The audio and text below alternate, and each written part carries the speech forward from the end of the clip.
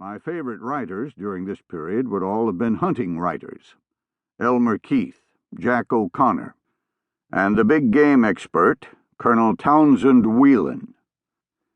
If I'd been confronted at this level with Yeats, Eliot, Hardy, Whitman, or Frost, I don't know what I would have felt.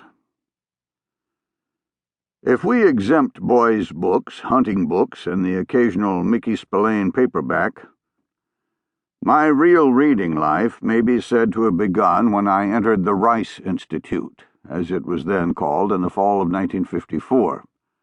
I strolled in wonder through the stacks of Fondren Library, which then held about 600,000 books.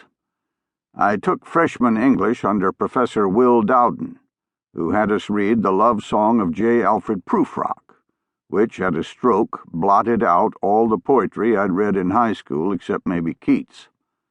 I learned about Eliot, and the other modern poets soon followed. At this point, I had no inkling that I might someday be able to write books myself. And even if I had the inkling, I wouldn't have had the time. For me to be at Rice at all required a great intellectual leap. Just getting my homework read was all, and sometimes more than all, that I could get done. My 3 roommates in the garage apartment we lived in on North Boulevard were, like most of the other undergraduates at Rice, studying to be engineers. Math 101 caused no trouble for my roommates. For myself, it was a barrier reef I knew I would never cross. Almost before I got my clothes unpacked at Rice, I knew I would soon be leaving. A year and a half later, I left.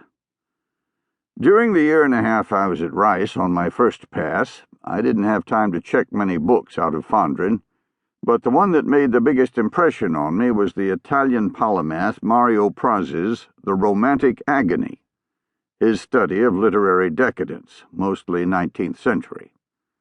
From Praz, I learned much about a great many writers I'd previously never heard of, including the Marquis de Sade, though I can't recall that Praz mentioned that the obsessed Marquis died while copulating with a goose, if in fact he did. The Romantic Agony is certainly an odd book for an uneducated 18-year-old yokel to pluck out of a 600,000-volume library, and yet I did read it, more than once. From that book, for reasons obscure to me, my serious reading started. Later on, I got my own copy and have it still. I'm a fastidious bookman and have never liked reading books with library markings or other messy defects. In The Romantic Agony, Praz spends a good deal of time analyzing a now-forgotten Gothic novel called Melmoth the Wanderer by the Reverend Charles Robert Maturin. For Praz, that book focused many Gothic tendencies.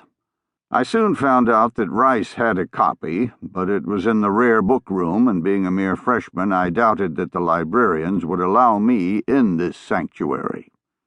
In this instance, I was wrong about the librarians, one of whom took me into a dark little room and turned on the light. Melmoth the Wanderer was in 3 volumes, and the Rice copy was bound in boards. I was so impressed I could barely breathe. The kindly librarian, though, was breathing fine, and at once went back to her duties, leaving me alone with this treasure. I began to read, and then I stopped. I'd never read or even touched a book that old, and was unprepared to appreciate what I found. To me, the prose seemed turgid, but I didn't want to give up, not since the Rice librarians showed such confidence in me. Soon enough, though, I did give up. Melmoth the Wanderer may embody all the Gothic elements Mario Praz mentioned, but it was still too much for me. Much later, I owned H.P. Lovecraft's copy of Melmoth the Wanderer, and the attractive 3-volume Bentley reprint, a book that proved much easier to sell than to read. Years later, I read a little appreciation of Mario Praz by Edmund Wilson. The two met occasionally.